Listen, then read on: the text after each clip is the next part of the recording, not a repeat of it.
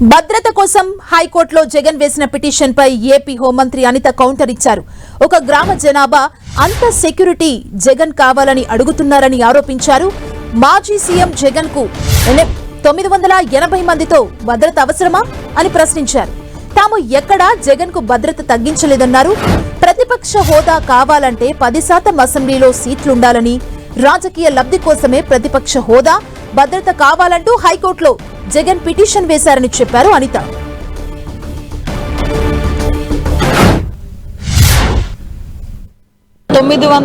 మంది ఎంతమంది 900 మంది అంటే చిన్న గ్రాములు ఓటర్ల సంఖ్య. నాకు తెలిసి ఒక గ్రామ పంచాయతీకి సంబంధించిన ఓటర్ల సంఖ్య అంటే ఒక గ్రామ పంచాయతీ అంతా సెక్యూరిటీ జగన్మోహన్ రెడ్డి అడుగుతున్నాడు. అంటే ఒకసారి మనం కూడా ఆలోచన చేసుకోవాలి. ఈరోజు కావలసిన మా డిపార్ట్మెంట్ వాళ్ళని అడగండి, ఎవరినైనా అడగండి, ఏదైతే ఎక్స్ సీఎంగా ఆయనకి ఇవ్వాల్సిన Z+ సెక్యూరిటీ ఈ రోజుకి కూడా కంటిన్యూ అవుతుంది. సీఎంగా ఆయనకున్న సీఎం ఇంతకు ముందు ఆయన సీఎంగా ఎంజాయ్ చేసిన భద్రతను కల్పించమని ఇప్పుడు అడుగుతున్నాడు. ఒక ఎక్స్ సీఎంగా ఇవ్వాల్సిన భద్రత అంతా కూడా ఎక్కడా కూడా డ్రాప్ చేయకుండా యాజ్ టీజ్గా మేము ఇస్తున్నాం. అటువంటి ఇప్పుడు సీఎంగా ఉన్న భద్రత ఈయన అడిగితే ఎలా ఇస్తారండి ఎవరైనా? ఎక్కడ కూడా ఏమి వైలేట్ చేయట్లేదు. అయినా అతనికి తాడేపల్లి హౌస్లో ఉంటే పెద్ద పెద్ద గోడల మీద కరెంటు వైర్లు, ఆ చుట్టూ చాలా పెద్ద పెద్ద ప్రహరీ గోడ, ఏంటది సంథింగ్ బుల్లెట్ ప్రూఫ్ వెహికల్స్, ఇవన్నీ ఆయనకు ఉండి 980 మంది సెక్యూరిటీ అక్కడ పనిచేసేవారు. అంటే నేను ఇందాక చెప్పినట్టుగా ఒక గ్రామం ఆయన గురించి పనిచేసింది. సంఖ్య ఎంత ఉంటుందో అంత సంఖ్య పనిచేశారు. నేనేమంటానంటే ఈరోజు మీరు వేసుకోవడంలో తప్పులేదు, కానీ బురద చల్లకండి, గవర్నమెంట్ మీద బురద చల్లకండి. మీరు కోర్టులో వేశారు, కోర్టు ఏం చెప్తుందో వినండి.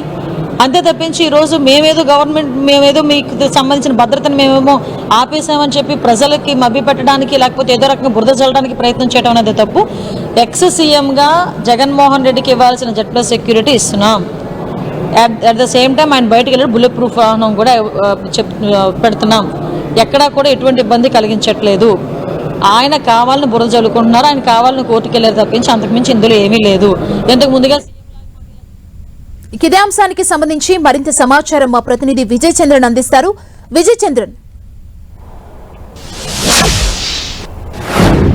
తనకు ఇవ్వాల్సినటువంటి భద్రత ఇవ్వడం లేదు అని చెప్పేసి జగన్మోహన్ రెడ్డి హైకోర్టులో వేసిన పిటిషన్ మీద హోంమంత్రి అనిత స్పందించడం జరిగింది. ఇదంతా కూడా కావాలని బురద చల్లే యత్నంగానే జగన్మోహన్ రెడ్డి ప్రయత్నం చేస్తున్నాడు తప్ప ఇందులో ఎంత మాత్రం వాస్తవం లేదు.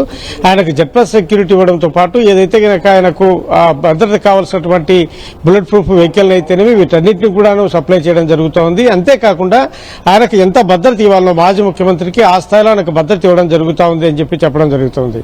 అంతేకాకుండా 980 మందితో గతంలో ఆయనకు సెక్యూరిటీ ఏర్పాటు చేసుకునేవాడు. అంటే 980 మంది సెక్యూరిటీ అంటే ఒక చిన్న గ్రామంకి సంబంధించినటువంటి జనాభా ఎంత ఉంటుందో అంత జనాభా ఉంటుంది. కాబట్టి ఆ స్థాయి సెక్యూరిటీ ఎవరికైనా అవసరమా అని చెప్పేసి అనిత ప్రశ్నించడం జరిగింది. కాబట్టి ఇదంతా కూడాను బురదజల్లి యత్నం తప్ప. అయితే కోర్టులో వేసుకోవాలంటే వేసుకోవచ్చు, కానీ తమ మీద బురద చల్లకూడదు, సెక్యూరిటీని తగ్గించామని చెప్పేసి ఒక అప్పటిదప్పు ప్రచారం చేయొద్దు అని చెప్పేసి వంగలపూడి అనిత ఖండించడం జరిగింది. జగన్మోహన్ రెడ్డి చేసేటువంటి ఈ ప్రచారం ఏదైతే ఉందో ఇందులో ఎంత మాత్రం వాస్తవం లేదు.